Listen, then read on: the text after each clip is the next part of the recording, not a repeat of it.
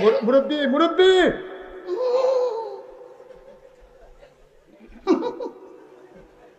বুঝছে না উনি মনে করছে অন্য হুজুর সিফা দিয়ে বইয়া তাহে ও বোয়ার তেনি হুইতালান হেই চিন্তা করেন। আসসালামু আলাইকুম রহমতুল্লাহি ওয়া বারাকাতুহু। মুরব্বী মুরব্বী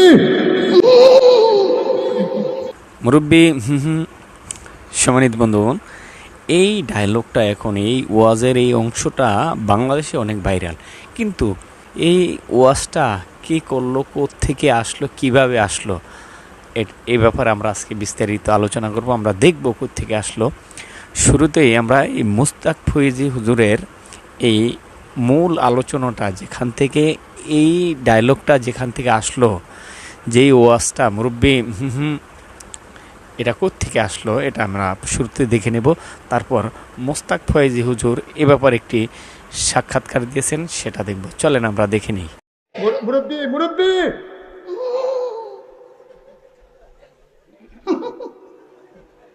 বুঝছে না উনি মনে করছে অন্য হুজুর সিফা দিয়ে বইয়া তাহে ও বোয়ার তেনি হুইতালান হেই চিন্তা করেন।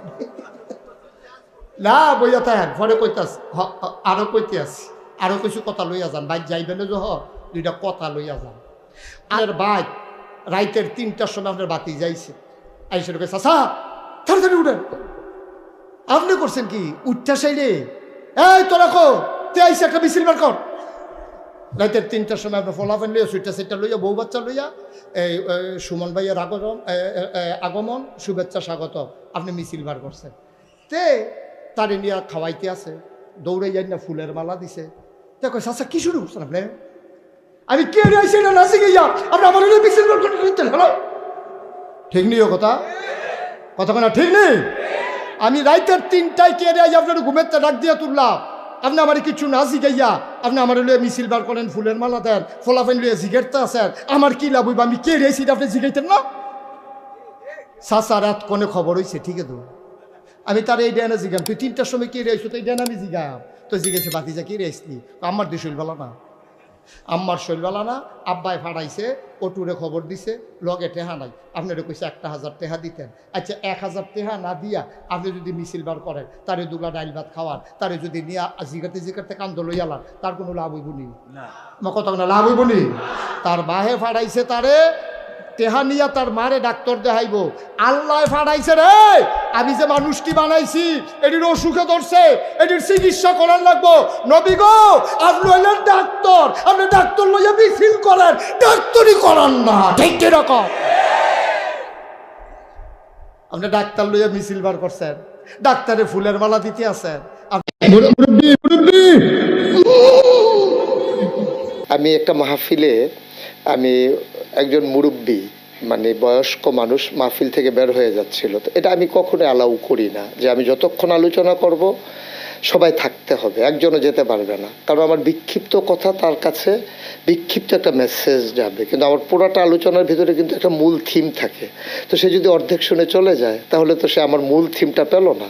তো ও যখন চলে যাচ্ছিল আমি তখন ডেকে বলছিলাম যে আমার মতো করে আমি যে মুরব্বী মানে যাওয়া যাবে না, এটাই ইশারায় বলছিলাম। তো এটাই ভাবে যে আপনার ছেলেরা এইভাবে নেবে এটাই বুঝি নাই। তো এটার ভিতরে ওরা একটা আনন্দ খুঁজে পেয়েছে, এবং সরকারের বদল হওয়ার কারণে এখন যে সমস্ত মানুষগুলো মুরব্বির কাতারে ছিল, যারা যখন পালিয়ে যাচ্ছে সেখানে ওই কথাটা চলে যায়, এটা যায় প্রসঙ্গক্রমেই যায়। এবং আমি একটা কথা বলেছিলাম যে এক লোক বের হয়েছে দাড়ি টাড়ি কামাই একবারে সমান। এখন সালমান এফ রহমান যখন দাড়ি কামিয়ে ফেলেছে তখন আমার কথাটা ওর সাথে হুবহু মিলে গেছে। আমি কিন্তু সালমান এফ রহমানের দাড়ি কামানো দেখে ওয়াচ করিনি, ওয়াচ করেছিলাম আগে, আর প্রসঙ্গ তো মিলে গেছে এখন এসে। তো এখন যখন যাই আমার গ্রামে হোক বাইরে হোক শহরে হোক, আমি দেখি রিক্সার পেছনে লেখা মুরব্বী, তারপরে আমার ছেলেরা যখন গ্রাফিতি করেছে ওয়ালে ওয়ালে সেখানে লেখা আছে, তারপরে সোশ্যাল মিডিয়া আপনি যদি 100 রিলস দেখেন সেখানে দেখবেন 50টা রিলস হচ্ছে মুরব্বী। তারপরে আমি গতকালকে আমি গাড়িতে বসে বসে দেখছিলাম যে বিদেশি একটা লোক, তারে বোধহয় বাংলাদেশের কোনো একটা লোক শিখিয়ে দিয়েছে, সে আরবির সাথে মিশিয়ে বলতেছে মুরব্বী মুরব্বী, মানে ওটা বুঝতে পারছে এটা একটা আনন্দ ঘন বিষয়। 250-টিরও বেশি ডিজাইন অপশন নিয়ে ওয়ালটন স্মার্ট ফ্রিজ, বোঝে আপনার প্রয়োজন। তা এটা নিয়ে আসলে আমরা তো খুব দুঃখী মানুষ, বাংলাদেশের মানুষ, আমরা আনন্দের উপলক্ষ খুব কম পাই। মানুষগুলো যখন গুম হয়ে গেল, বাচ্চাগুলো ঈদের দিন সকালবেলা নতুন জামা কাপড় পরে অপেক্ষায় আছে, বাবা আসলে আঙ্গুলে ধরে ধরে ঈদগাহে যাবে। আপনি বুঝবেন তার বেদনা, আপনি বুঝবেন তার না পাওয়ার কি চাওয়া। বাচ্চাটা কাপড় পরে মা সাজিয়ে দিয়েছেন, যাচ্ছে না, বাবা আসলে আঙ্গুলে ধরে ধরে ঈদগাহতে যাবে। স্ত্রী জানে না তার স্বামী আছে নাকি নাই, আর সে ছোট্ট সন্তান হয়তো মনে করেছে কোনো কারণে বাবা দূরে আছে, আসবে, আঙ্গুলে ধরে ধরে ঈদগাহতে নিয়ে যাবে। আমরা দুঃখী মানুষ, ঈদগুলো আমাদের এভাবেই গেছে গত 15টা বছর। অনেক মানুষ গুম হওয়া, সে মানুষগুলো সন্তানগুলো ঈদের আনন্দ বুঝেনি। বিধবা না হয়েও বিধবার স্বাদ গ্রহণ করেছে আমার দেশের মায়েরা। আপনি বুঝবেন না এই যে কেমন আকুতি। সেই কষ্টের মাঝে দ্বিতীয় স্বাধীনতায় আমার মুরব্বী বলা যদি একটু আনন্দ দিতে পারে, আমি মনে করি 15 বছরের দুঃখ তাদেরকে ভুলিয়ে দেওয়ার জন্য একটা শব্দই যথেষ্ট। এই সময়ের যারা তরুণ মুরব্বীরা আছে তাদের উদ্দেশ্যে ছোট্ট একটা বার্তা দিবেন। আমি মনে করি যে যেদিন গেছে একেবারেই গেছে, কিছুই তার নেই বাকি। সুতরাং আমার যারা নতুন প্রজন্ম, আমি বারবার বলি, তাদের চোখে আমি বিশ্ব দেখি, তাদের হৃদয়ে আমি ভাবতে শিখি।